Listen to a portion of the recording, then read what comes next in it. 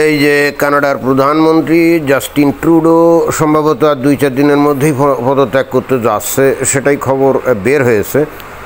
আর একবার যখন এই খবর বের হয় আর নিজের মুখ থেকে যখন বলে ফেলে, তখন তাকে পদত্যাগ করতেই হয়। এইটা তো আর বাংলাদেশ না যে তারপরও ক্ষমতা আঁকড়ে থাকে। যদিও জাস্টিন ট্রুডোর মধ্যে আমরা সেই ধরনের একটা প্রবণতা দেখছিলাম যে কোনো প্রকারে ক্ষমতা আঁকড়ে থাকার একটা টেন্ডেন্সি তার মধ্যে দেখা গেছে। অবশেষে এই জাস্টিন ট্রুডোর যে শেষ হতে যাচ্ছে, যুগ সেটা শেষ হতে যাচ্ছে, কিন্তু এই জাস্টিন ট্রুডো সত্যিকার অর্থে এই কানাডাকে একটা ভাগাড়ে পরিণত করছে। কানাডাকে কিন্তু একটা খুব ভাগাড়ে পরিণত করছে। কানাডার বাইরে বিশেষ করে মনে করেন যে উন্নয়নশীল দেশে, গরিব দেশে কানাডা সম্পর্কে একটা উচ্চ ধারণা ছিল যে এটা একটা উন্নত দেশ, একটা শান্তিপূর্ণ দেশ, এখানে উন্নত জীবনযাত্রা মানুষ ভোগ করে, গণতান্ত্রিক বাক স্বাধীনতা, ধর্মীয় স্বাধীনতা সব কিছু ভোগ করে।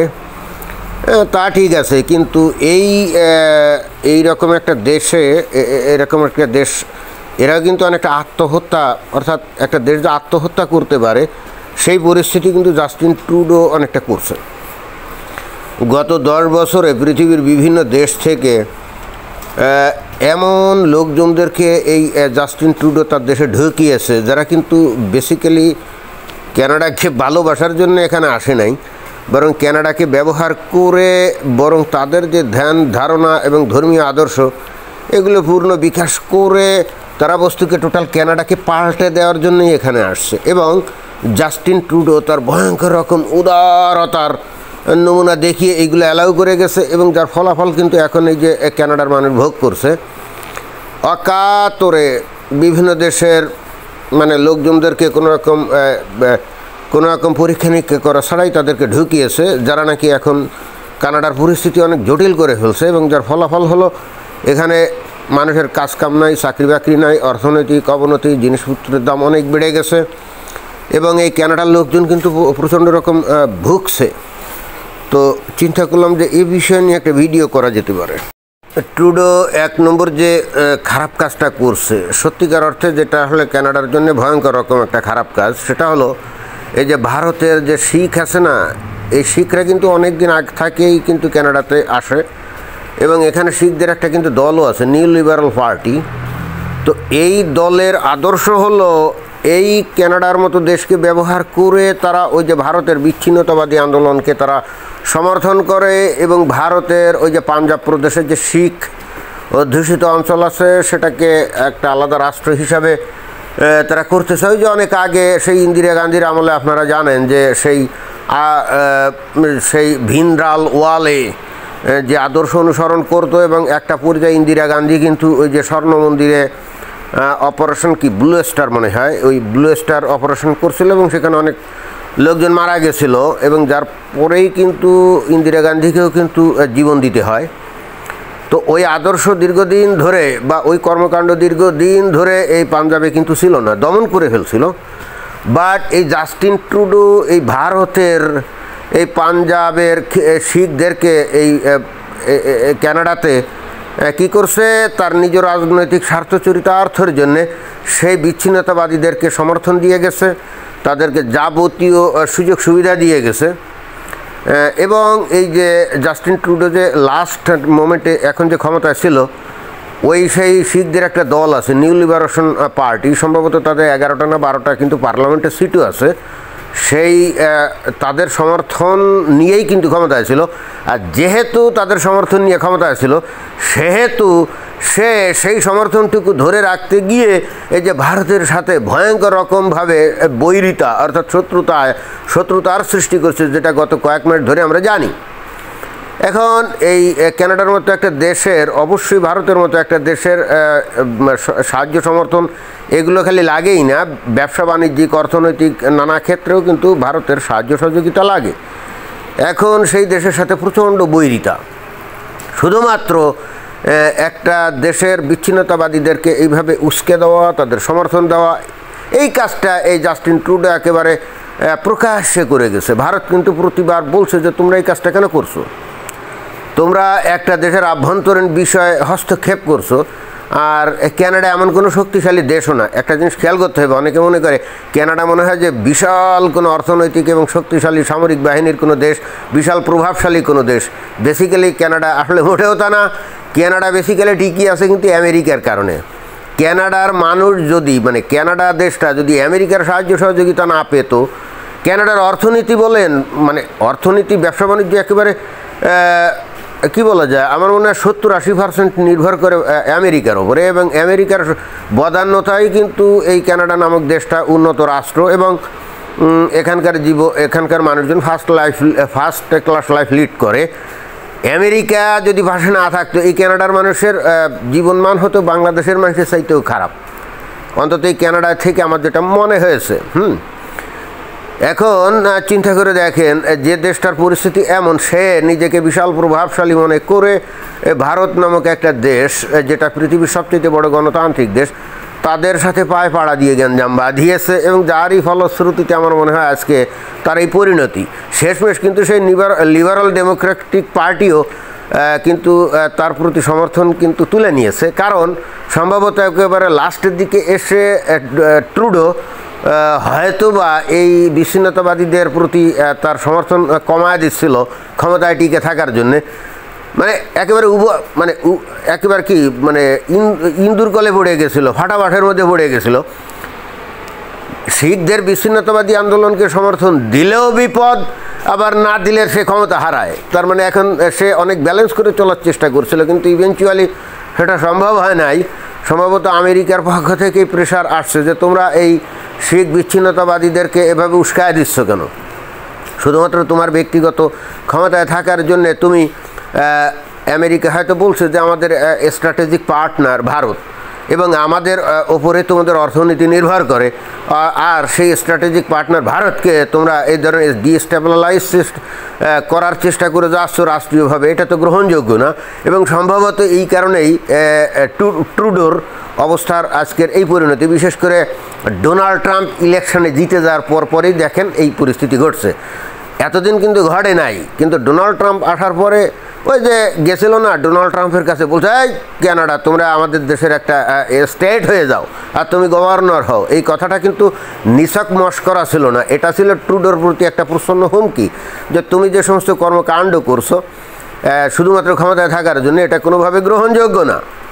তো এটা হলো তার পতনের 1 নম্বর কারণ আমার কাছে যেটা মনে হয়। এবার 2 নম্বর কারণ যেটা, আপনারা বিশ্বাস করবেন না, দুনিয়ার যত মৌলবাদী, সন্ত্রাসী, তারপরে চোরা কারবারি, তারপরে মনে করেন যে অসামাজিক লোকজন যত আছে না, তার একটা বিশাল সংখ্যার লোকজনের আশ্রয়স্থল কিন্তু বর্তমানে কানাডা হচ্ছে এখন অপরাধীদের একটা স্বর্গরাজ্য। কানাডা কিন্তু একটা অপরাধীদের স্বর্গরাজ্য। পৃথিবীর বিভিন্ন দেশে যে মৌলবাদী আক্রমণ, সন্ত্রাসী আক্রমণ, বিশেষ করে যে মুসলিম মৌলবাদীটা দিয়ে আসছে, তাই না, তারা কিন্তু বিরাটভাবে এই কানাডা থেকে সমর্থন পায়।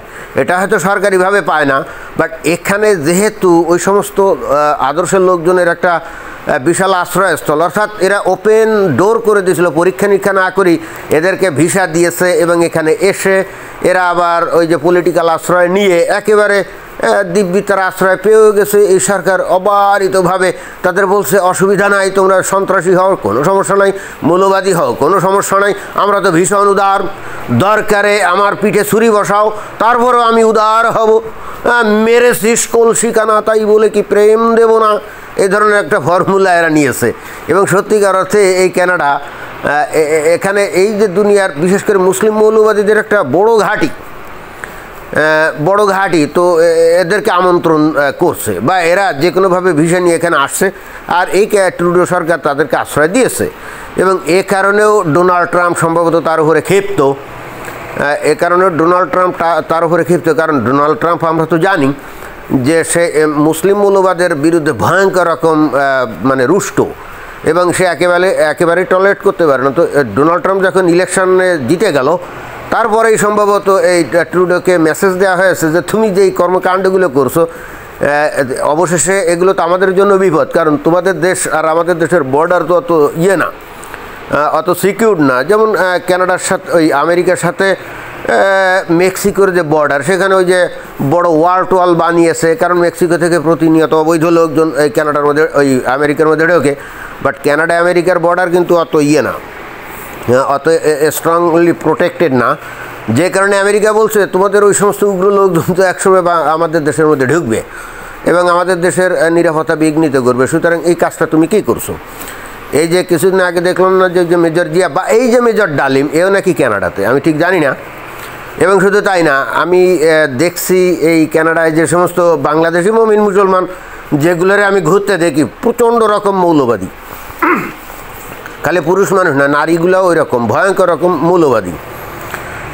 আর এটাও একটা তার পতনের অন্যতম কারণ, সে নিজে প্রচণ্ড রকমভাবে উদারবাদী, কিন্তু সে উদারবাদী হয়ে যদি মনে করেন যে নিজের ঘরের মধ্যে পাগলা কুত্তাকে আমন্ত্রণ জানায়, তাহলে সেই পাগলা কুত্তা তো তাকেও দংশন করবে, তাই না?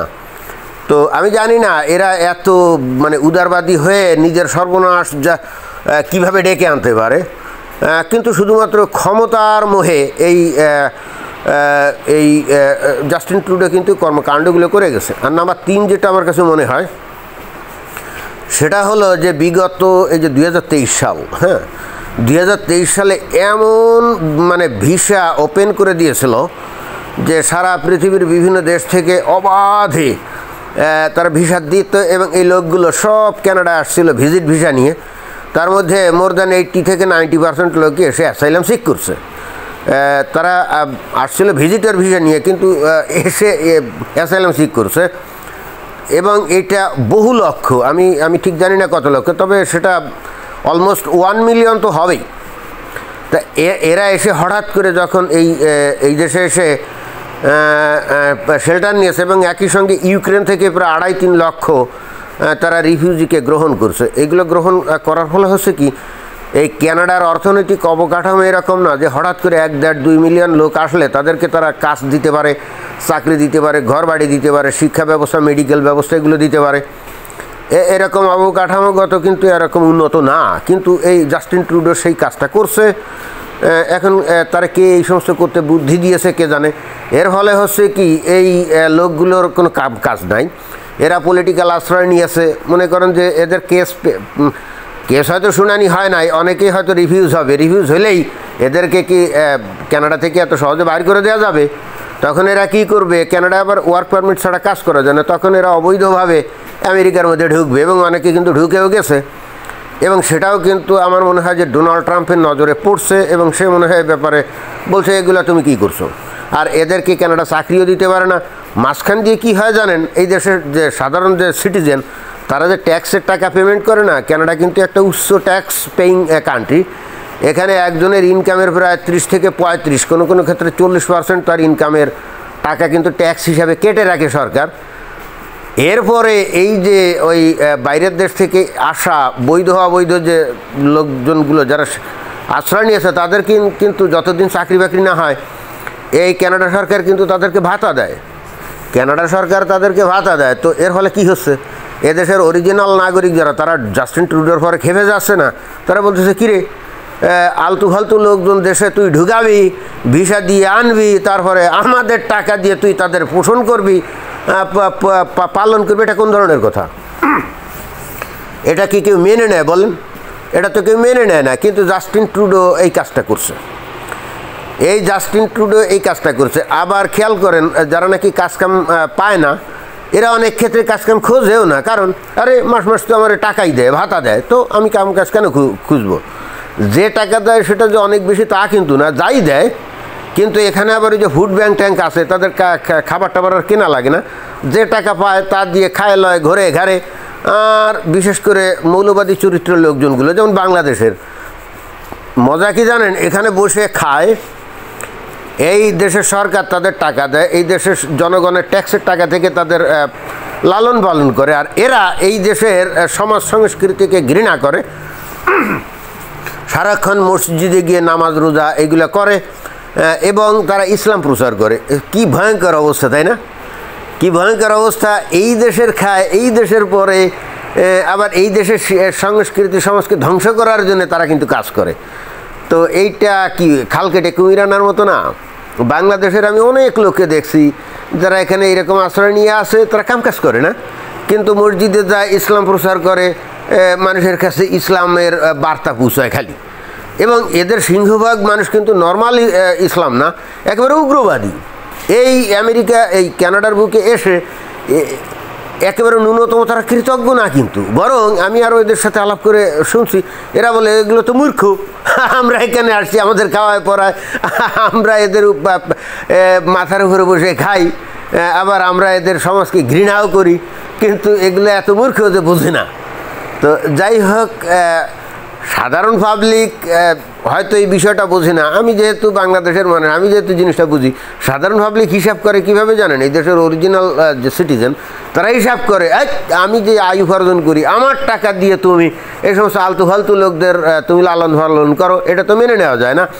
এবং ঠিক সেই কারণে এখানে ওই যে কনজারভেটিভ দলের কি জানি পিয়েরে পলিভার না কি জানি নাম, সে বিপুল জনপ্রিয় হয়েছে এই বিষয়গুলো অ্যাড্রেস করার জন্যে। এবং তাকে কিন্তু এখন সত্যিকার অর্থে এই কানাডার অরিজিনাল যারা সিটিজেন, তারা কিন্তু বিপুলভাবে সমর্থন করছে। এবং মনে করা হচ্ছে যে সামনের ইলেকশনে একেবারে বিপুল সংখ্যাগরিষ্ঠতা নিয়ে সেই ক্ষমতায় চলে আসবে। এবং এর ফলে কি হবে, এই সমস্ত দেশে যে সমস্ত লোকজন এখন যারা ওই যে অ্যাসাইলাম ক্লেম করছেন, এর একটা বিরাট অংশ কিন্তু রিফিউজ হবে এবং এদেরকে ধরে ধরে সেই দেশে পাঠানো হবে। আর অলরেডি আমি যেটা জানছি যে ভিসার মাত্রা অনেক কমিয়ে দিয়েছে। আগে যেমন গণহারে ভিসা দিত, এখন অন্তত বাংলাদেশের হিসাবে আমি যেটা বলতে পারি, পাকিস্তানের লোকদেরকে তো একেবারেই ভিসা দেয় না। আর বাংলাদেশের লোকজন ওই যে অ্যাপ্লিকেশনগুলো মানে শতকরা 4-5টা দিতে পারে, যারা জেনুইন ভিজিটর আর কি, ধরেন আমার মতো, বুঝেন নাই, আমি যেমন এই আসি যাই চলি, তো তারা তো রেকর্ডে দেখে যে পাবলিক তো এদেশে পার্মানেন্টলি থাকার মতো লোক নাই, আসে যায় ঘুরে ঘাড়ে, তো এরে ভিসা দাও, এরে ভিসা দাও। কিন্তু আমার মতো কোয়ালিফাইড পাবলিক তো ভিজিটর তো তেমন নাই।